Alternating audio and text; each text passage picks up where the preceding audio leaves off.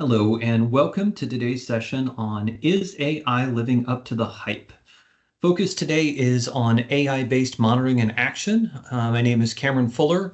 I'm a former cloud and data center management MVP with Microsoft and have been honored to have the opportunity to speak at SCOMathon for multiple years now. So I'm interested in really getting you updates of what's been going on since we talked about this last year. So here's the highlight of the agenda for this portion of the session. We're going to talk about first a recap. What did we talk about last year? Last year we were really just on the beginnings of where AI was at. We were postulating where monitoring could fit into the mix of it. So we're going to talk through a little bit of that as background. We're going to talk about some of the big changes that have come in AI since our previous iteration of SCOMathon. We're going to talk about AI specifically in monitoring, and then we're going to go to the underlying question, this idea of hype or reality. So is this, real or is it hype? Let's see where we're at with it. So first off, we're going to start with where we were at last year. Generative AI has a lot of great potential benefits. Virtual assistants, providing continuous support, 24/7 by 365. Being able to use predictive analytics to enhance the decision making for our teams, to be able to actually look over track and trend. And I think I used an example last year to be able to identify forecasted bottlenecks. So when things are going to bottleneck before they actually do. We've definitely seen some interesting potentials around anomaly detection. So watching over a history and seeing how does the system normally behave, and then if it starts to behave differently, notifying us of those types of conditions. Coding assistance is definitely also very useful to be able to streamline the ability to do new development, and then the ability to add a second perspective via personas out there. I think the example that I used last year was creating a SCOM person or SCOM personality that in essence are a persona that was able to give better answers to questions than it could if you were just directly asking an AI the question as it stood. So there's a lot of great potentials here. This offers the potential of being able to really change how we do things in our industry. And AI across the board has been making significant changes in the industry. But today's focus is a little more targeted than that. We're going to come back to it, but today's focus is really going to be on the monitoring aspects of AI. So as we get into it, we first need to see the landscape. So what's changed since the SCOMathon 2024? So first is, and I've included links, and there's a set of links at the end of this document as well that will be made available. But there's been some significant changes. So agentic AI, or the idea of being able to have multiple agent-based systems that work together to be able to pull together something that is not possible for an individual one. So that's one of the big areas that has changed. That ability to be able to have dedicated agents that work on certain things. They gave an example on a recording that they did where they actually had an agent-based AI that was able to go like purchase concert tickets, things of these natures.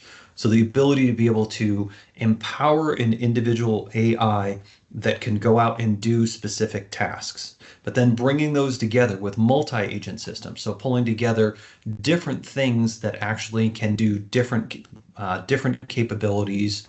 One may do it better than another. Bringing those together, one that may be focused on one concept and another focused on another concept, but they can work together to be able to provide this type of additional capability that you can't do with a singular agent at this point.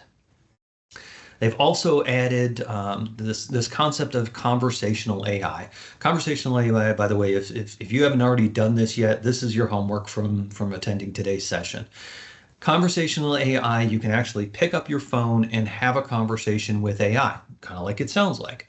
So as an example, I use mine to ask it all sorts of great questions. I will pick up my phone. I've got the Copilot application installed on it, and I will go ahead and ask it anything from technology questions to gardening questions. Who knows, whatever is relevant to it.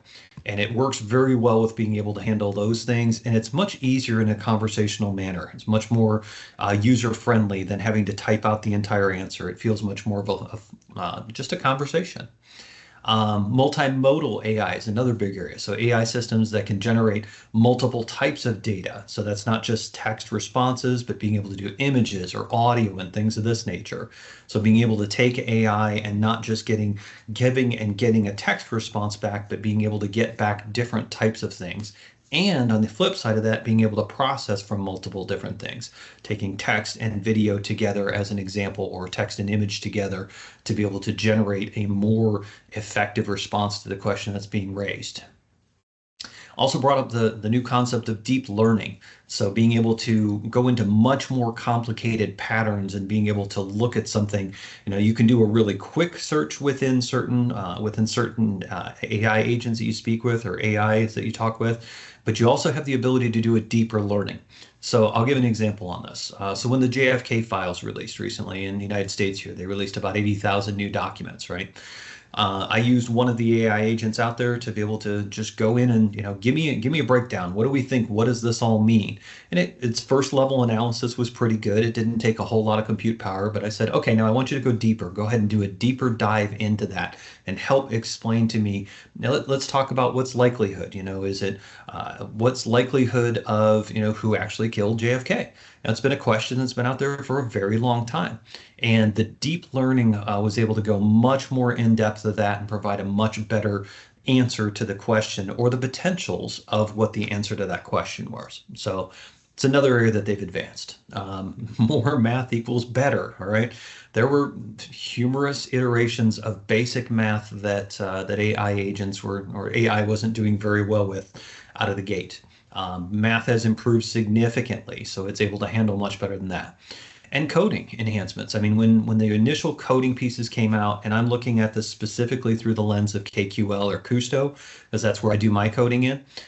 It was decent, maybe I would give it about a 60% at that point in time when it was starting, that sometimes the code would work, sometimes the code wouldn't work, but it was pretty good, and it was really helpful to be able to get you past those roadblocks that you're working on. I would put it closer to about a 90% at this point in time. At least with my experiences working with Kusto, when I get stuck on something, I can take an existing query to it, tell it where I'm stuck at, and let it go ahead and give me a better answer than I would have come up with. So it's great to use it in that interactive fashion. So that's one of the key things on this, by the way, is that these, the AI capabilities that are out there right now are really good for an actual conversation. So not just an answer where you ask a question, you get an answer, but the back and forth as you reiterate through that or better understand the particulars of what you are asking to drill into specific things that you really want to get an answer to. So they've made really good strides across the board, not talking one specific vendor here, it's across the board, all different vendors out there that are making really good steps forward and strides forward in the last less than a year since we've talked. Now, Microsoft is not ignoring this either. So Microsoft has got some new stuff in the game as well for AI-based monitoring. So they released the AI ops and machine learning capabilities. They've got use cases out here. Again, there's a link associated with this for log analytics and data ingestion, Kusto query generation, integrating Copilot in Azure to write Kusto, and mapping dependencies and dynamic thresholds and predictive auto scaling and things like this. Lots and lots of great stuff in this particular article. Now, what I will say is from an outsider's perspective, not being part of Microsoft, most of these things already existed before AI was really in the forefront here. So I'm not sure if there's changes that have occurred behind the scenes that make further enhancements and capabilities and make these better. I haven't personally seen a lot of that yet, but my expectation is that there's got to be some things that have iterated behind the scenes to increase the capabilities in these particular areas. So Microsoft is looking at the monitoring aspect of this and AI where it fits, and this is one good example out there of what we've seen on that. Now, we also need to flip the coin on this. So my focus has been where can AI make monitoring better? But we also need to look at it from the other side, which is how do we monitor things that are running in AI? So we've got this whole generative AI concept out there now. How do we know that it's working? to be able to look at this and actually see, okay, is it working? To visualize this, to be able to see, tracing of what's going on and the rest. So good link here. This is the Azure AI Foundry. It's got monitoring for generative AI applications. So there's new capabilities that exist out there. So if you've got AI systems that you're building within your own enterprise, you need to think about monitoring for them. It isn't a set it and forget it. There's important information that you're going to be able to extract and see. How is it performing?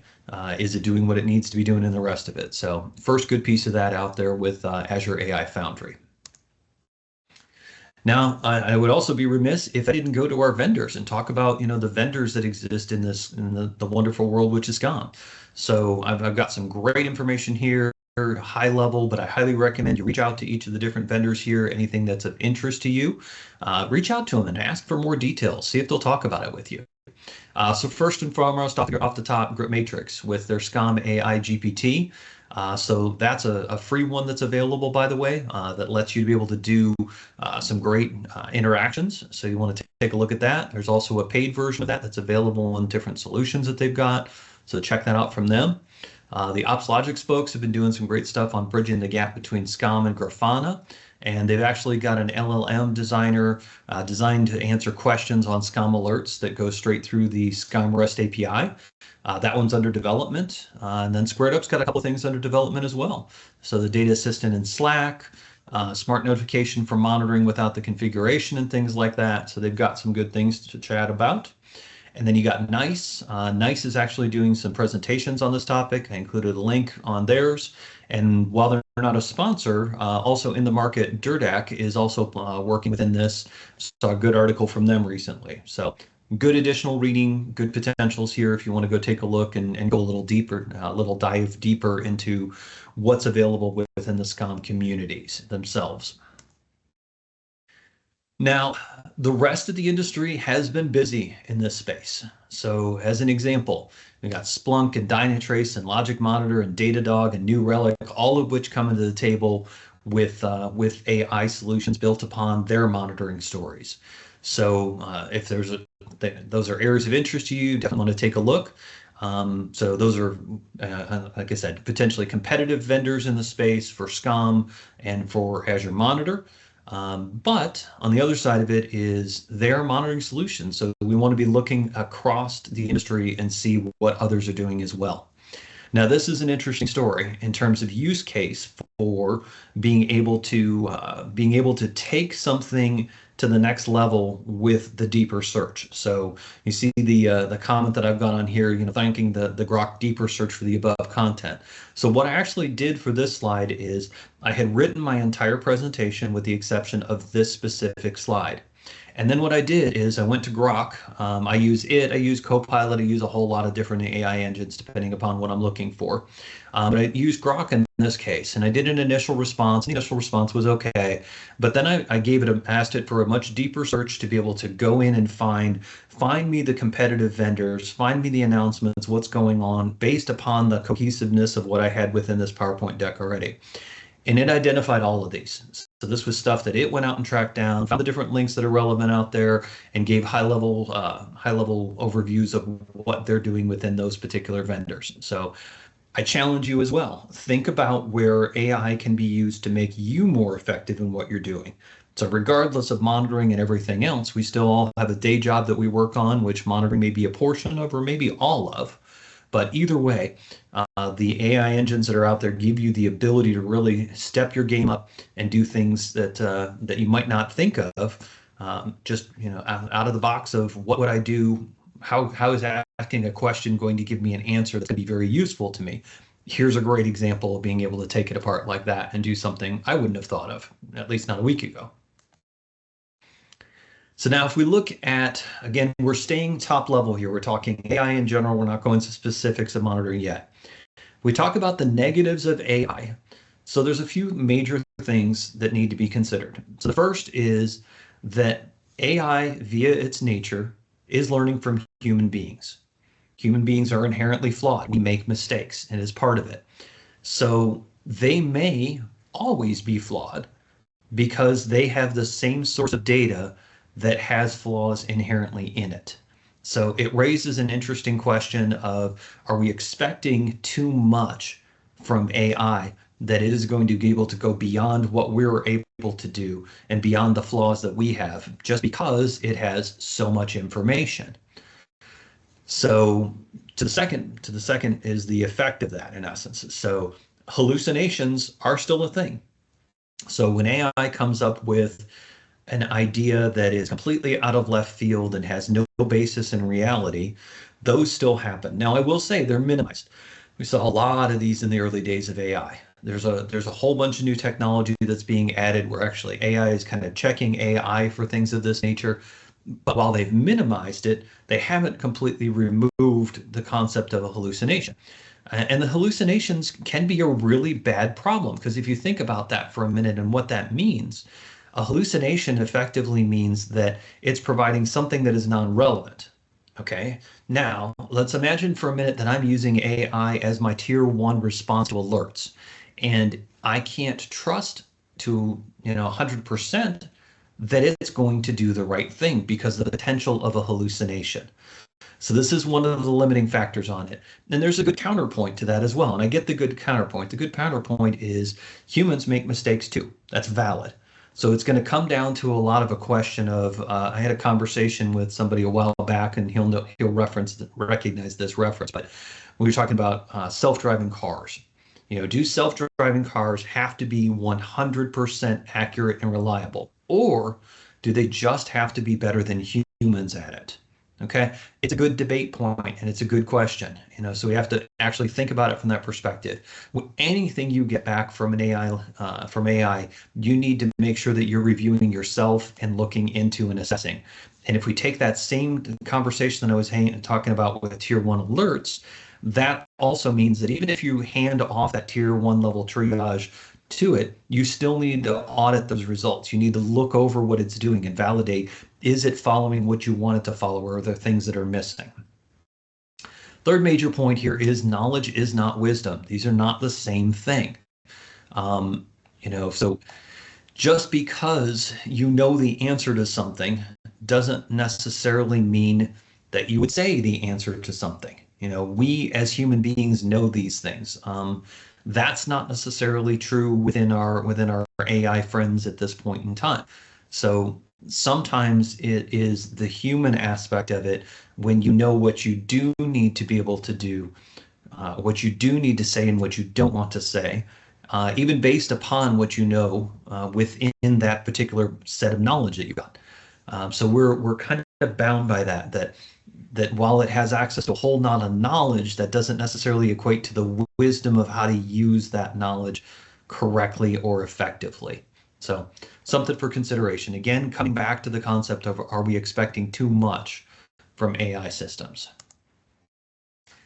So AI is moving into the mainstream, but it is an uphill battle. I've got a blog post here that I listed on this one where I basically postulated that AI is losing the marketing war with humanity. And the reason why I say that, in essence, is people, generally speaking, at least where we were in the beginning, tended to think of AI in a very negative context outside of the technology industry. Okay. And it makes sense why. We were raised on things like Terminator and The Matrix and all of these. If you were to look back over all of the different, TV shows and movies and the rest of it, the small fractional percentage that actually had AI as being a companion to humanity and a benefit to humanity are few and far in between. Probably the number one that comes to mind would be Data from Star Trek.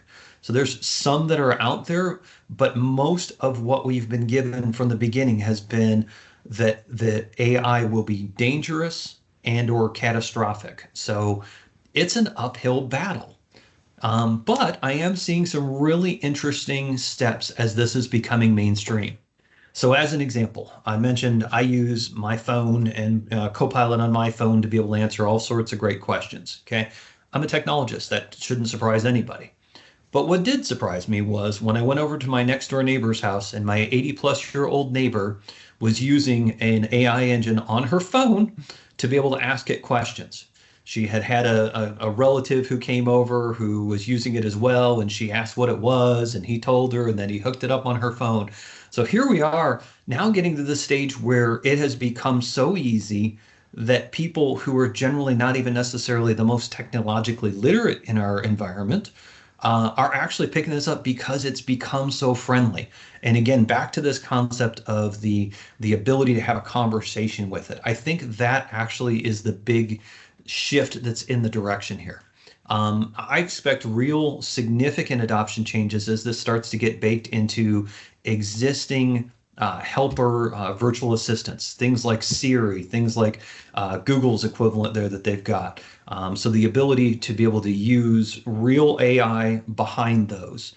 At least I can speak for my current one that I use for Google. It's very rudimentary. It can basically answer simple questions or it can point to a web page. So it doesn't actually do what you would think it would be able to do, at least with an AI engine. So I think we're going to start to see more and more adoption of that and it starting to become much more prevalent in our communities over time as things like that occur. Now, the other big thing to be aware of is development is fast. It is so fast. I mean, we used to be at, 18 months and we would get an iteration of software before we went cloud. And then cloud had started going really, really quickly. But we're faster than anything we've ever seen in the history of development and on this point in time. So whole new products coming to market at a rate that we have never seen before. So it's going fast. And what may be relevant today may be completely irrelevant the next day. So what are the best uses of AI? And then again, before we go back specifically to monitoring, virtual assistants, hands down, things like Grok and Gemini and Copilot and the rest of it. These are really where the primary benefit is that I'm seeing in most of the industry. Secondarily, and right behind that, customer service, these AI chatbots for websites and the rest of it, being able to handle a lot of the basic questions that need to be answered that don't specifically require human intervention. Great fit for these types of things. And then coding, the ability to be able to quickly develop additional code, to be able to move things forward on that front and the rest. I mean, it's just really effective at this. I mean, I'm going to go to my analogy that I used in the previous one here in just a second. So here's the key conversation. Is this hype or is it reality? So I think right now it's a mixed bag. What we're seeing some logical steps that are taking place, especially in the vendor communities and in competitive communities, as we've seen outside of Microsoft. There's a whole lot of great promise for what could be done. Again, this technology is moving so quickly, it's hard to tell where it's going to be in a period of 3 months, where everything could potentially be different than what we're looking at today. But I'm going to pull back to an analogy that I used in the last presentation that I did. We're going to go back to the microwaves and turkeys analogy. So for those who didn't hear that, let me go through that, what it was. So originally, when microwaves were released, they told us, you're going to do everything with the microwave. You're going to cook your Thanksgiving turkey in a microwave. All right, fast forward 20, 30 years later, the reality is I don't think there's hardly anybody, if anybody, who microwaves their turkeys, right? But what we have found is they work great on reheating leftovers. They work great on reheating coffee and things of this nature. Certain things that you want to cook and the rest work very well in the microwave. So much so that they're now a common piece of pretty much every kitchen here in the United States, as an example. So they found their place. They found the area where they fit and they make sense and they're useful. So it's the same thing here with the microwaves and turkeys analogy, all right? So far, we found a few things. Virtual assistants, customer service, and coding.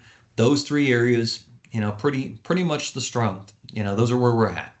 And as with all things, strategic AI adoption is going to occur whenever it makes business sense. So is it hype? It's kind of a split. It's kind of a 50-50 at this point in time, specifically to the monitoring community here. Again, as we look at AI holistically across the industry, it's making huge changes across the industry. No questions about that. Making huge changes across humanity.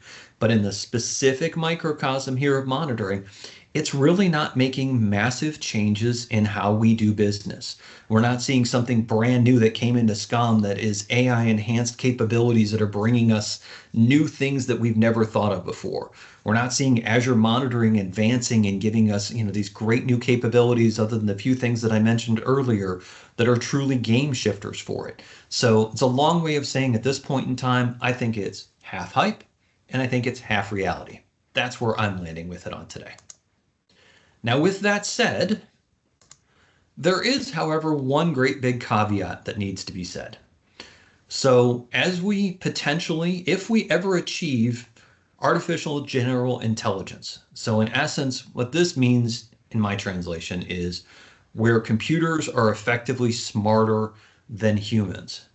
This is a complete unknown. And my statement on this is all bets are off at this point in time in terms of what would happen if AGI actually happens. We can't even assess it because we don't have the mental capabilities to be able to assess it and see what the impacts would be. I had a friend of mine online who reached out and he was asking, are IT workers accepting that they will ultimately be making their own jobs obsolete? So are we replacing our own jobs? And it's a great question. It could very well be. If we reach AGI and it changes the entire equation around us, I don't know. I don't know that anyone knows at this point in time. But I will say this. I've been doing IT for 30 years. And in the 30 years that I've been in IT, I have been told we're going to replace coding. Coding is going to get replaced. 30 years in, still as many coders as there were when I started. And then I went into the automation space and I was told we were going to automate everybody out of a job. Okay. I have been working in the automation space now for 8 years. To date, I am unaware of anyone that we have had at involved in any of our customers that we do automation at who is no longer employed at the company as a result of it. We've seen people promoted, but we haven't seen people lose their jobs as a result of it. So while I think there is the potential that AI could shift everything around us and change the game underneath us, I think at least where we're at right now, it is best to look at it as a companion, or to quote Microsoft's term for it, a co-pilot. Does a great job for that. I have been so impressed. So as a funny example, I happen to have a small group of Dungeons & Dragons players that I play with. Yes, I am that type of geek. And we actually use AI to be able to provide a second perspective on D&D 5e rules. So there you go. Something else you may not have known today. So with that, I'm going to leave it with just a couple of quick walkthroughs here. So first is there's a whole lot of material that I covered today, a whole lot of additional reading that's available for you. So I've included links to everything involved in this presentation on this page and on the next page. So if you have any level of interest of digging in deeper, the links will be provided. As well as we also, within the organization that I work for, Quisitive, we do some AI training as well. We have an AI strategy boot camp that's coming up, and I highly recommend that. And again, links are provided. So with that, I think we're going to go ahead and call it a day. But I hope everybody has had a great session, enjoyed this, and I certainly enjoyed providing it for you. Thank you all very much.